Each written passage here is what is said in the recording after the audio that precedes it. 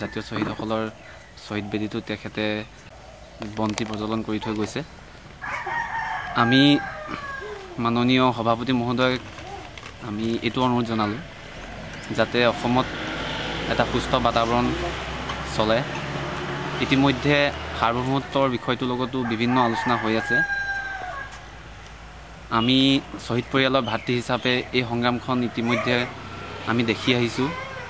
আমি আশা কৰিছোঁ যাতে সাৰ্বভৌমত্ব প্ৰস্তাৱটো আমাৰ কাৰণে যথেষ্ট জটিল, আৰু এই জটিলতাৰ যদি বিষয়টো পুনৰ উত্থাপন হৈ থাকে তেনেহ'লে এই সংগ্ৰামখনত আৰু বহুতো আমাৰ অসমৰ সন্তান শ্বহীদ হ'বলগীয়া হ'ব পাৰে। সেয়েহে আজি ইমান কেইটা বছৰৰ মূৰত, প্ৰায় তিনিটা দশকৰ মূৰত সভাপতি মহোদয় ওলাই আহিছে। আমি আশা কৰিছোঁ তেখেতৰ সুস্থ নেতৃত্বত আৰু সুস্থ তথা সবল নেতৃত্বত সাৰ্বভৌমত্বৰ উপৰিও বিভিন্ন অন্য উন্নয়নৰ জৰিয়তে আমাৰ এই আলফা তথা অসম ভাৰতৰ যিটো সমস্যা তাৰ এটা সুস্থ আলোচনা হওক, আমি তাৰ পোষকতা কৰিছোঁ। পৰেশ বৰুৱা আমি অহাটোৱে কামনা কৰিছোঁ, কিন্তু যদিও পৰেশ বৰুৱা আমাৰ মাজত উপস্থিত হ'ব নোৱাৰে আৰু এনেকৈ সংগ্ৰামখন যদি পিছ পৰি থাকে, ইয়াৰ পাছতো যথেষ্ট আমি অনুভৱ কৰোঁ। ইতিমধ্যে আমি দেখি আহিছোঁ অসমৰ তেজাল সন্তান শ্বহীদ হৈ আহিছে, আৰু এনেকৈ যদি থাকি যায় এই সমস্যাটো মোৰ বোধেৰে সমাধান নহ'ব। গতিকে যিহেতু আলফাৰ ৰংঘৰ বাকৰিত জন্মদাতা অৰবিন্দ ৰাজখোৱা ইতিমধ্যে জীয়াই আছে, আৰু তেখেতৰ সবল নেতৃত্বতে এই কামখিনি আগবাঢ়ক বুলি আমি আশা কৰিছোঁ। মই অনুভৱ কৰোঁ এখন সশস্ত্ৰ সংগঠনৰ এই বিদ্ৰোহ কাৰ্যটো চলাই নিয়াত এনে ঘটনা হ'ব পাৰে। ইমান এটা ডাঙৰ সংগঠন চলাই নিয়াত কেতিয়াবা হয়তো বিভিন্ন তেওঁলোকৰ তলৰ এই সামৰিক যিসকল কেডাৰে তেওঁলোকৰ আলফাৰ সদস্যসকলে ক'ৰবাত ইমান ডাঙৰ এটা সশস্ত্ৰ বিদ্ৰোহ আগবঢ়াই নিয়াত খেলি মেলি হ'ব পাৰে, কিন্তু এইখিনিক আমি তেওঁলোকক ক্ষমা দৃষ্টিৰে চাব লাগে, আৰু এই এটা যাতে সুস্থ সবল আলোচনা হয় তাত তেওঁলোকেও অৰিহণা যোগাব লাগে। বকতা পাৰিজাতত আলফাৰ উপস্থিতিটো আমি প্ৰায় 80 চনৰ পৰাই দেখি আহিছোঁ। মই জন্ম হোৱাৰ পৰাই আলফাক দেখি আহিছোঁ। আমাৰ ইয়াত আমাৰ ইয়ালৈ প্ৰথম আৰম্ভ কৰিছিল প্ৰদীপ মোহন, যিজন ইতিমধ্যে ঢুকাই গৈছে 1993 চনৰ 2 জুন তাৰিখে পাৰুলিগুৰিত নিতাই পুখুৰী। তেখেতৰ নেতৃত্বতে ইয়াত আমাৰ বিভিন্ন সমস্যাসমূহ আমাৰ দেশৰ তেতিয়া আমাৰ দেশৰ বিভিন্ন সমস্যাসমূহ ওলাই আছিল। আমাৰ সেই সমস্যাসমূহ সমাধানৰ কাৰণে সকলো একত্ৰিত হৈ আলফাত যোগদান কৰিবৰ বাবে আগবাঢ়ি আহিছিল। 1993 চনৰ 8 মাৰ্চ তাৰিখে মোৰ ককাইদেউ ক্ষিৰোদ বৰুৱা মৃত্যু হয়।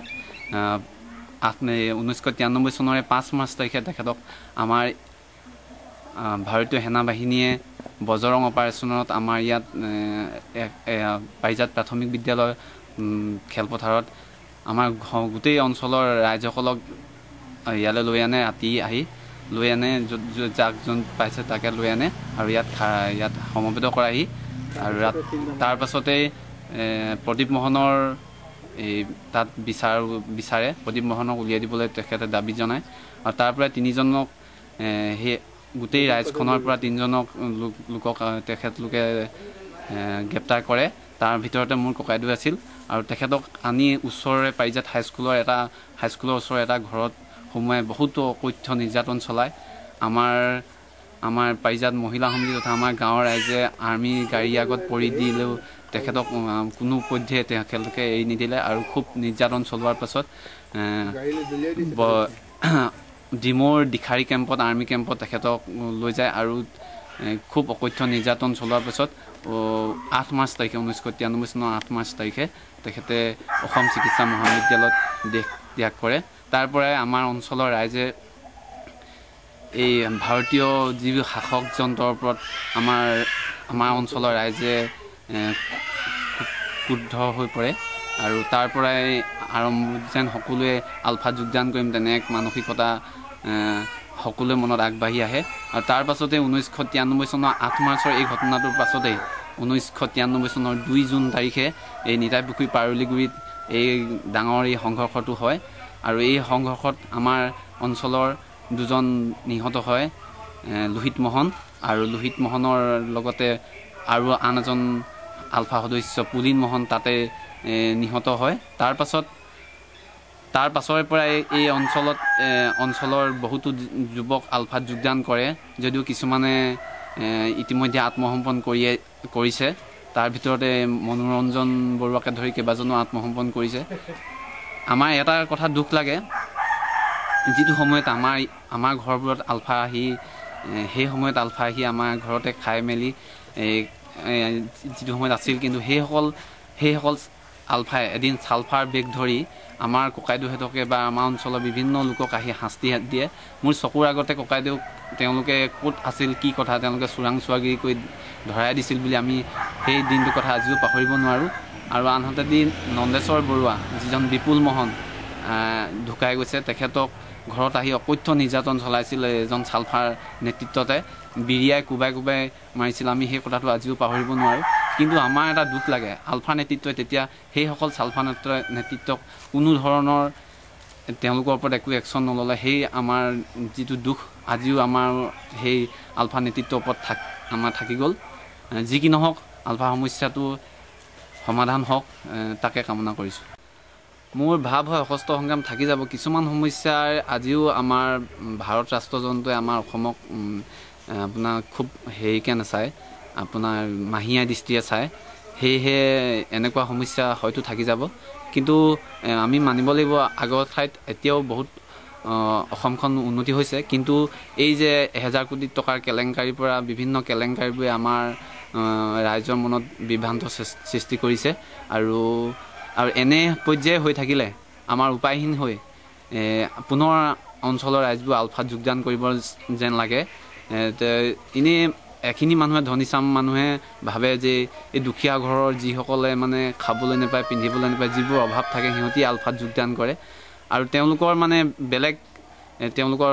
মাত নাথাকে এই প্ৰতিবাদ কৰিবলৈ আৰু সেয়েহে শেষত গৈ তেওঁলোকে সশস্ত্ৰ সংগ্ৰামৰ পথ ল'বলগীয়া হৈ পৰে মই বুজিছোঁ আলফা দেশৰ যদি পৰিস্থিতি যদি বা আলোচনাৰ ওপৰত যদি ভাল মীমাংসালৈ নাহে তেতিয়া পুনৰ আকৌ এই যিটো মানে সংগ্ৰামটো শেষ নহয় মোৰ বোধে সংগ্ৰাম থাকিবই যদি আলোচনা অনুপাতে আমাৰ দেশৰ যদি শান্তি যদি কিবা এটা নহয় তেতিয়াহ'লে এই সংগ্ৰামটো থাকিব বুলি মোৰ বিশ্বাসতা হৈছে কাৰণ উঠি অহা ডেকা চামো আৰু দেশৰ যিটো পৰিস্থিতি দেখিছোঁ কেলেংকাৰীয়ে নহয় বিভিন্ন আমাৰ যিখন চৰকাৰ বৰ্তমান এই চৰকাৰ যিবোৰ কেলেংকাৰী আমি টিভিত দেখিছোঁ বা বাতৰিকাকতত শুনিছোঁ এই কেলেংকাৰী লৈ অসমৰ পৰিস্থিতি খুব বেয়া আৰু আগন্তুক ইলেকশ্যনৰ যিটো পৰিস্থিতি হ'ব কোন পাকত কি যায় আৰু তৰুণ গগৈয়ে যিটো মানে খাপ লৈছে আৰু এনেকৈ কংগ্ৰেছৰ নেতাসকলে যিটো খাপ লৈছে দেশখনৰ কেতিয়াও উন্নতি নহয় মই জনা আছে গড়খাৱনীয়া ব্ৰহ্মপুত্ৰৰ বান্ধ দিয়া ইত্যাদি লৈ অসম চৰকাৰে যিটো মানে কাৰ্যকৰী লৈছে এই কাৰ্যকৰী পন্থাটোক আমি ভাল পোৱা নাই সেইকাৰণে আমি খুব দুখিত আমাৰ স্বাধীন দেশত এনে এটা পৰিস্থিতি হ'ব নালাগে স্বাধীন দেশৰ মানুহ স্বাধীনতা সমৰ্থ পাব লাগে আৰু কাৰণ আৰু সকলো স্বাধীনতা আছে এই স্বাধীনতা অনুপাতে তেওঁসকলে অসম চৰকাৰে এতিয়াও উলটি চোৱা নাই দুখীয়া শ্ৰেণীৰ মানুহৰ কাৰণে কোনো মানে মনোক্ষোভ দিয়া নাই আৰু দুখীয়া খাবলৈ নাইকিয়া পঢ়া শুনা কৰিব নোৱাৰিলে সেই মানুহ ল'ৰা ছোৱালীবিলাকে এতিয়া নাখায় নকৰি উপায় নাইকিয়া হৈছে গৃহহীন হৈছে কিছুমান গৈ পিনি আলফা সহযোগ নকৰিলে উপায় নাই আলফাই নহয় দেশখনৰ কথা যেতিয়া আলোচনালৈ আহে কিবা আলোচনা এটা হয় তেতিয়াহ'লে তেওঁসকলে মানে উঠি আহে আৰু সেইকাৰণে মই ভাবোঁ যে এতিয়ালৈকে যে অসমখন আমাৰ ভাৰতবৰ্ষখন যিবোৰ আলোচনা এই আলোচনাবোৰ আমি ভাল পোৱা নাই অসমৰ আমাৰ গণতন্ত্ৰৰ যিটো আলোচনা মই ভাল পোৱা নাই গতিকে আমি চাইছোঁ যে তেওঁসকলে এটা সুস্থ শান্তিয়ে আমাৰ আলফাৰ আলোচনা এটা কৰক আৰু অসম চৰকাৰৰ যিবোৰ বৰ্তমান আমাৰ মিনিষ্টাৰকে বা মুখ্যমন্ত্ৰীকে আদি কৰি কংগ্ৰেছী যিবোৰ নেতা সকলো যাতে ভাল মীমাংসালৈ বহে তাৰ কাৰণে মই আশা কৰোঁ। নেতৃত্ব মানে বহলযোগ্য বুলি ভাবিছোঁ। যেতিয়া দেশখনৰ যেতিয়া পৰিস্থিতি এনেকুৱাই হয় তেতিয়াহ'লেতো নেতৃত্ব দিয়াত মই সুখী হৈছোঁ। এতিয়া আছে বুলি মই তেনেকৈ ধৰা নাই। যদি যেতিয়া নেকি অৰবিন্দ ৰাজখোৱা ওলাই আহিছে দেশৰ যেতিয়া আলোচনালৈ আহিব বহিব বুলি শুনিছোঁ, আমি সুখী হৈছোঁ। তেতিয়াহ'লে আমি আকৌ তৎক্ষণ আমাৰ উন্নতিলৈ আহিব।